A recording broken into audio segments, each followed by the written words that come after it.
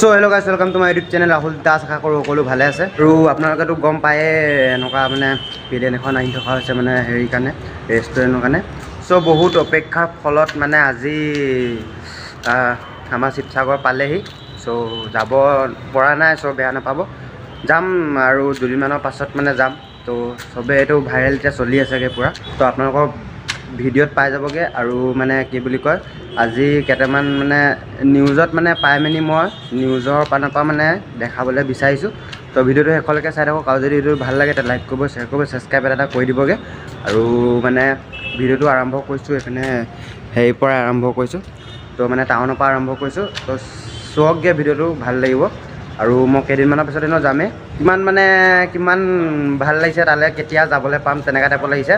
ত' মানে আজি ফাইনেলি মানে পাই গ'ল, সেইটো কাৰণে বহুত বেছি ভাল লাগিছে, মনৰ পৰা ভাল লাগিছে। আৰু চবেই পূৰা ভিডিঅ' বনাই আছে, কিন্তু মই শিৱসাগৰত হৈও মই এতিয়ালৈকে যাব পৰা নাই। ত' বেয়া চেয়া নাপাবগৈ, যাম দুদিনমানৰ পাছত যাম। ত' দেখামগৈ। ত' চাই থাকক আজি ভিডিঅ'টো শেষলৈকে চাওক। ত' কেনেকুৱা লাগে চবেই কমেণ্ট এটা কৰি খালি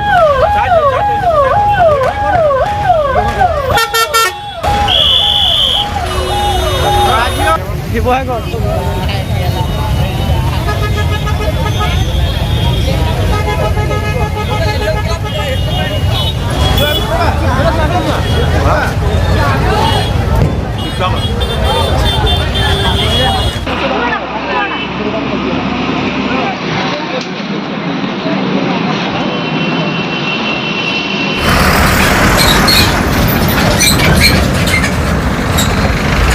আমি 16 ডিচেম্বৰৰ পৰা মুম্বাই এয়াৰপৰ্টৰ পৰা এখন এয়াৰক্ৰাফ্ট লৈ আহিছোঁ। অসমবাসীৰ কিমান মৰম স্নেহ শ্ৰদ্ধাত দেখি সঁচাকৈ আপ্লুত হৈ পৰিছোঁ। আৰু সঁচাকৈ গোটেই জীৱনভৰৰ কাৰণে আমি অসমবাসীৰ ওচৰত ঋণী হৈ থাকিম। পৰিকল্পনা কি উৰাজাহাজখনক লৈ? আমাৰ পৰিকল্পনা আছে, এইখন আমি সুন্দৰভাৱে এখন ৰেষ্টুৰেণ্ট দিম।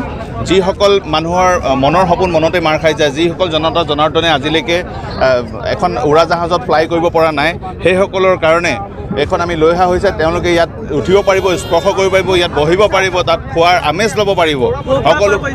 এইখন আমি মুম্বাই এয়াৰপৰ্টৰ পৰা ক্ৰয় কৰিছোঁ।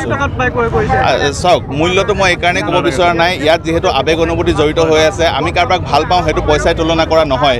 এইটো অসমবাসীৰ যিহেতু আৱেগ অনুভূতি আৰু স্বাভিমান হয়, সেইকাৰণে মই পইচাই তুলনা কৰিব বিচাৰোঁ। এয়া অসমবাসীৰ আশীৰ্বাদ বুলি ধৰি লৈছোঁ।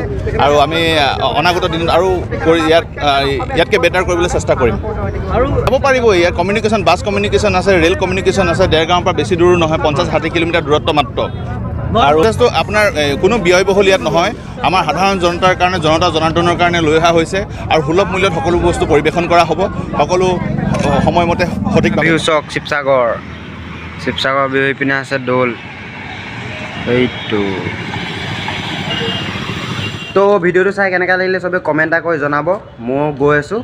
তো আজিলৈ তেতিয়াহ'লে বাই বাই, লগ পাম নেক্সট এটা ভিডিঅ'ত। জয় আই অসম।